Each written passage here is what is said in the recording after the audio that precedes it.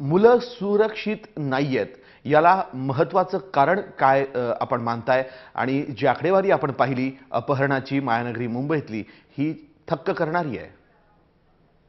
आपण जर बघितलं तर अपहरणाचं जे प्रमाण वाढलेलं आहे त्याचं महत्त्वाचं जे कारण आहे ते म्हणजे माणसांना झटपट पैसा पाहिजे आणि त्या जे काही वैफल्य असतं ते वैफल्य सहन करण्याच्या ऐवजी आणि स्वतःहून स्वतः कष्ट करून पुढे जाण्याच्या ऐवजी झटपट कुठून पैसा मिळेल अशा काही साधनांमध्ये माणसं लागतात आणि त्यामुळे ते जे आहेत ते अपहरणाचा मार्ग स्वीकारतात. दुसरी गोष्ट जर आपण बघितली तर मुलांना घरामधनं देखील भावनिक सुरक्षितता ही देणं गरजेचं आहे. मी एक छोटंसं उदाहरण तुम्हाला सांगू इच्छितो. माझी एकदा मुलगी मी घेऊन वरळीला गेलो होतो. त्या ठिकाणी मला तिने सांगितलं की लहान मुलगी आहे माझी 7 वर्षाची. तिने सांगितलं की मला योयो घ्यायचा आहे. मी तिच्यासाठी योयो घेतला आणि मग येताना आम्ही बाईकवर येत होतो. तिला म्हटलं की मी त्या बाईकच्या डिक्कीमध्ये ते योयो ठेवतो.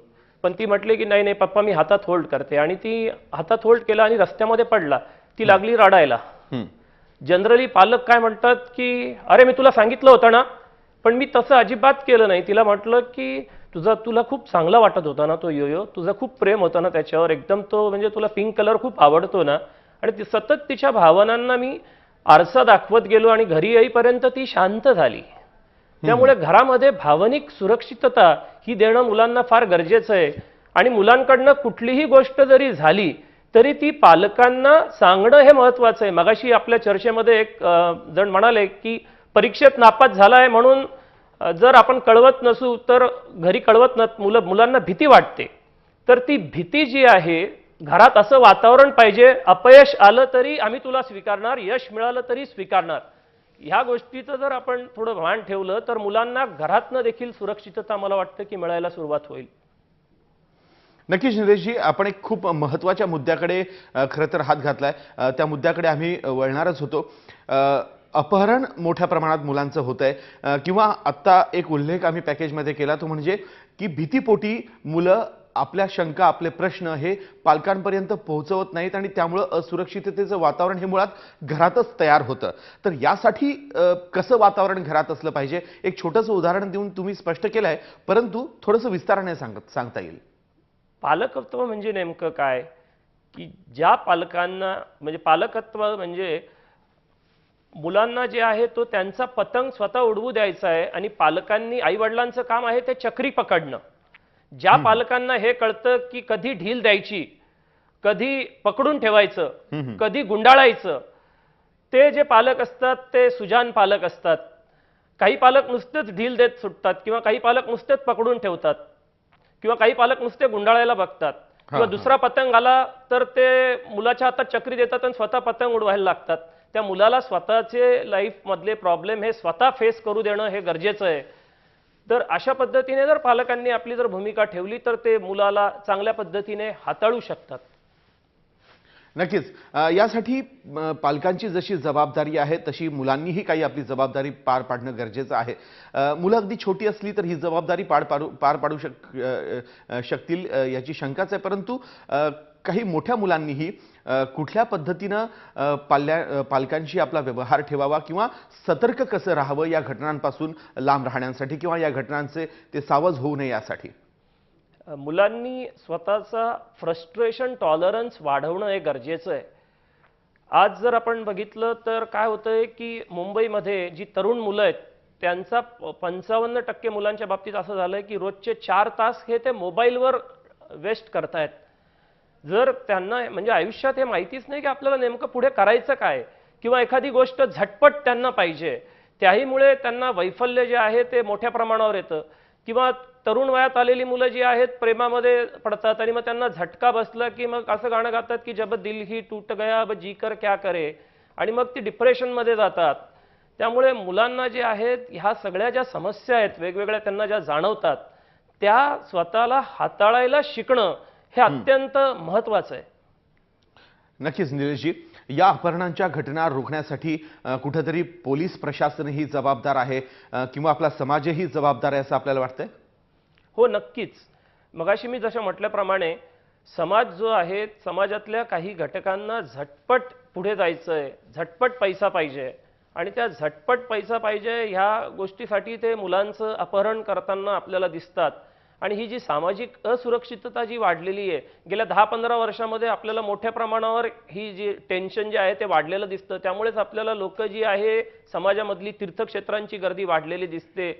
किंवा जर आपण बघितलं तर बाबांकडे कोट्यावधी लोक जाताना दिसत आहेत. तर हे कशामुळे होतंय तर ओव्हरऑल समाजामध्ये असुरक्षिततेची भावना वाढलेली आहे आणि त्याच्यामधनं माणसं जी आहेत ती बाहेर कुठेतरी जात आहे. तो रस्ता खरा आपल्या आतमध्येच आहे. कबीरांनी असं सांगितलंय की जैसा तिल में तेल है चकमक में है आग, तेरा साई तुझमें है तू जाग सके तो जाग.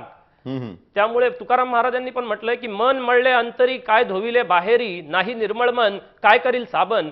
त्यामुळे मनावर जर त्या माणसांनी जर काम केलं तर ते जे आहेत त्या वैफल्याला पण सामोरं जाऊ शकतील. आणि ही जी भावना आहे ती स्वतःला आपल्याला हाताळायची आहे. आपल्या भावनांना आपण जबाबदार असतो.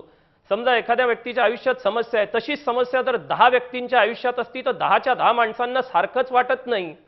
याचा अर्थ त्या समस्येबद्दल आपण काय विचार करतो, काय आपला दृष्टिकोन आहे, त्यावर देखील त्या गोष्टीचा आपल्यावर किती परिणाम होईल अवलंबून असतं. मुलं आत्महत्या सुद्धा करताना दिसत आहेत. समजा एखादा मुलगा नापास झाला म्हणून आत्महत्या केली आपण जर मानलं तर मग जो मुलगा परीक्षेत नापास झालाय प्रत्येकाने आत्महत्या करायला पाहिजे. याचा अर्थ असा होतो की नापास झाल्यावर त्याने जो विचार केला त्यामुळे आत्महत्या केली. त्यामुळे काय आहे की आपण एखादी परिस्थिती कशी हाताळतो मानसिक लेवलला हे जगामध्ये अत्यंत महत्वाचं आहे. आणि ती परिस्थिती हाताळायला शिकवणं समाजालाही आणि मुलांनाही, ती जर परिस्थिती ते हाताळू शकले तर मग ती बाहेरच्या ज्या गोष्टी आहेत ते अधिक प्रभावीपणे ते हाताळू शकतील. नक्कीच. आणि ही मानसिकता बदलण्यासाठी नेमकं काय करणं गरजेचं आहे याही विषयावर आपल्याशी चर्चा करणार आहोत. निलेशजी, केवळ मेट्रो सिटीजमध्ये या घटना समोर येत आहेत असं नाहीये, तर ग्रामीण भागातही मोठ्या प्रमाणात अशा घटना समोर येत आहेत. काही घटना आपली बदनामी होईल या कारणास्तव समोर येत नसल्या तरी हे लोण पसरत चाललंय. ही मानसिकता अशा पद्धतीनं समाजाची का होत चालली, अगदी न्यायाधीशांपासून शिक्षकांपासून तर स्कूल ड्रायव्हरपर्यंत? काय आहे की आपल्या देशामध्ये भावनिक शिक्षणाची फार गरज आहे. इमोशनल एज्युकेशन जे आहे, मी एक तुम्हाला या ठिकाणी संशोधन सांगतो ते प्रिझन सायकोलॉजीमध्ये झालेलं आहे.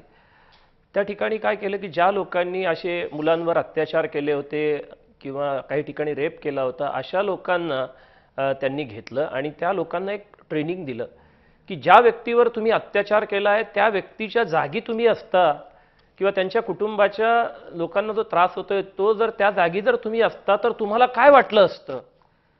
आणि मग त्यांना ते लिहायला लावलं. नंतर त्यांना एक व्हिडिओ फिल्म दाखवली की ज्याच्यामध्ये त्या मुलांना त्रास होताना दिसतोय. ह्या सगळ्या ज्या काही मुलं आहेत ज्यांच्यावर अत्याचार होतोय ते सगळा अत्याचार, त्यांना काय त्रास होतोय त्यांच्या अत्याचारामुळे ते त्यांना दाखवलं. त्यानंतर काही जणांना शॉकच बसला. म्हणजे आपण केलेल्या कृत्याचा काय इतरांवर परिणाम होऊ शकतो, ही जी संवेदनशीलता आहे ही डेव्हलप होणं हे गरजेचं आहे. आणि हे ट्रेनिंग दिल्यानंतर जेव्हा त्यांना सोडलं तर त्यांचं गुन्हेगारीचं जे प्रमाण आहे ते बऱ्यापैकी खाली आलेलं दिसलं. त्यामुळे आपल्याला संवेदनशीलता जी आहे ती जागवण्याकरता ट्रेनिंग जर आपण माणसांना दिलं किंवा त्या बाबतीत जर काही गोष्टी केल्या तर निश्चितपणे याचं प्रमाण जे आहे ते कमी होऊ शकतं. परंतु आज काय झालंय की आपल्या शिक्षण पद्धतीमध्ये सगळा फोकस हा IQ वर आहे, EQवर नाहीये. आणि भारतीय पालक हे मार्क्सवादी आहेत. मार्क्सवादी म्हणजे मार्क्सवादी कम्युनिस्ट पार्टीचे मेंबर नाही, तर मुलांना जास्त मार्क्स पाहिजे म्हणून त्याच्या मागे लागलेले आहेत. आणि पर्सनॅलिटीकडे किंवा इमोशनल भाग जो आहे तो त्याच्याकडे लक्ष नाहीये. त्यामुळे मोठ्या प्रमाणावर ज्या आहेत त्या समस्या वाढताना दिसत आहेत. IQ हा 20% कॉन्ट्रीब्यूट करतो, माणूस यशस्वी होईल किंवा अयशस्वी होईल. आणि EQ जो आहे इमोशनल कोशंट हा 80% कारणीभूत आहेत. त्यामुळे त्याच्यावर मला वाटतं की फोकस करणं गरजेचं आहे. निलेशजी, या घटना वाढण्यामागं मुलामुलींचंही काही चुकतंय का? हो, नक्कीच. म्हणजे फक्त आपण बाहेर बोट दाखवू शकत नाही, तर काही गोष्टी त्यालाही ते जबाबदार आहे. म्हणजे कबीर म्हणतात की दोष पराय देख कर चला हसंत हसंत, अपने याद न आवे जिसका आदि न अंत. म्हणजे आपणही जबाबदार असतो. म्हणजे मुला-मुलींना काय होतंय की आज जर आपण बघितलं तर काही मुलांना जेव्हा प्रेम प्रकरणं पुढे येतात त्यावेळी त्यांचा अप्रोच काय असतो की तू हा कर या ना कर, तू हे मेरी किरण, म्हणजे होच म्हटलं पाहिजे. आता रिअलिस्टिक नाहीये. ज्यावेळी माणूस एखाद्याला प्रपोज करतो त्यावेळी समोरची व्यक्ती हो म्हणेल किंवा नाही म्हणेल आणि नाही म्हटलं तर आपला अँटिना दुसरीकडे फिरवायचा, कशाला तिथेच आपण हे करत बसायचं. किंवा काही मुलांचं कसं असतं की मी परीक्षेत इतकेच टक्के मिळाले पाहिजे आणि पासच झालो पाहिजे असा अट्टहास असतो. ज्यावेळी आपण वास्तववादी दृष्टिकोनातून बघितलं तर परीक्षेत कदाचित मी पास होईल किंवा नापास होईल किंवा तेवढे पर्सेंटेज मला मिळणार नाही, आणि त्यामुळे मी जर अपयश आलं मला तर त्याच्यामधनं मी शिकून पुन्हा उभा राहून पुढे जाऊ शकतो. आणि काही मुलांच्या बाबतीमध्ये जर बघितलं तर बऱ्याच मुलांच्या बाबतीमध्ये की त्यांना असं वाटतंय की मला झटपट पाहिजे, कमीत कमी कष्टात पाहिजे, काही न करता पाहिजे, ऑटोमॅटिक मिळालं तर चांगलंच आहे. त्यामुळे काय आहे की जेवढं त्यांनी ते अभ्यासावर फोकस करायला पाहिजे तेवढं करताना दिसत नाहीये, आणि मोबाईल आणि इतर बाहेरच्या गोष्टींवर त्यांचं फोकस जास्त आहे. त्यामुळे त्यांना मोठ्या प्रमाणावर समस्या ज्या आहेत त्या आपल्याला भेडसावताना दिसत आहेत. त्यामुळे त्या अर्थाने मुलंही त्या गोष्टीला जबाबदार आहेत. नक्कीच निलेशजी, अगदी या कार्यक्रमाच्या शेवटी जाता जाता आपण पालकांना काय सल्ला द्याल आणि शाळेनं त्यांची जबाबदारी पार पाडण्यासाठी शाळेनंही काय उपाययोजना किंवा काय खबरदारी घ्यावी? पालकांना काय आहे की माझ्याकडे जे काउन्सिलिंगला येतात पालक घेऊन मुलांना, तर 100 पैकी 80 जणांमध्ये पालकांमध्ये प्रॉब्लेम असतो, मुलांमध्ये नसतो. 20% फक्त मुलांमध्ये प्रॉब्लेम असतो. त्यामुळे पहिल्यांदा पालकांनी आपल्याला बदलणं हेही गरजेचं आहे. हो, ते बदलण्याकरता त्यांना पहिल्यांदा मुलांच्या भावना समजून घेणं. आपण रोल मॉडेल आहोत की नाही योग्य मुलांसाठी. आपण आपल्या आयुष्यातलं वैफल्य कसं हाताळतोय, फ्रस्ट्रेशन कसं हाताळतोय, ते जर प्रभावीपणे हाताळत नसू, आपल्या आयुष्यात समस्या आल्यानंतर तर बाहेरच्या गोष्टींना दोष देत असू, तर मुलंही ते नकळतपणे शिकणार आहे. त्यामुळे आपण कशा पद्धतीचे रोल मॉडेल आहोत आपल्या मुलांकरता हेही या ठिकाणी पालकांनी बघणं गरजेचं आहे. आणि काय आहे की शाळांची ही जबाबदारी ह्या संदर्भातली मोठी आहे. शाळाही काय झालेलं आहे की अलीकडे जर बघितलं आपण तर फक्त IQच्या मागे लागलेल्या आहेत. मुलांचा सर्वांगीण विकास व्हावा, व्यक्तिमत्व विकास व्हावं, याच्यासाठी भावनिक शिक्षण, भावना कशा हाताळायच्या हाही अत्यंत महत्त्वाचं आहे. कारण पुढच्या काही काळामध्ये डिप्रेशन हा नंबर 2चा प्रॉब्लेम होणार आहे असं जागतिक आरोग्य संघटनेने पण सांगितलेलं आहे. आणि आत्महत्यांचं प्रमाण वाढतंय आणि आपल्याला ते अतिशय ही काळजीची गोष्ट आहे. या संदर्भात नक्कीच म्हणजे पालकांनी आणि शाळांनी या संदर्भात कठोर पावलं आणि योग्य पावलं उचलणं गरजेचं आहे. नक्कीच तातडीनं यावर पावलं उचलून योग्य तो समन्वय पाल्य आणि पालकांमध्ये साधणं गरजेचं आहे. खूप खूप धन्यवाद निलेशजी या चर्चेमध्ये सहभागी झाल्याबद्दल. धन्यवाद. आज या विषयासह मोहीममध्ये इथं थांबतोय. ताज्या बातम्यांसाठी पाहत रहा जय महाराष्ट्र, थेट, अचूक, बिनधास्त.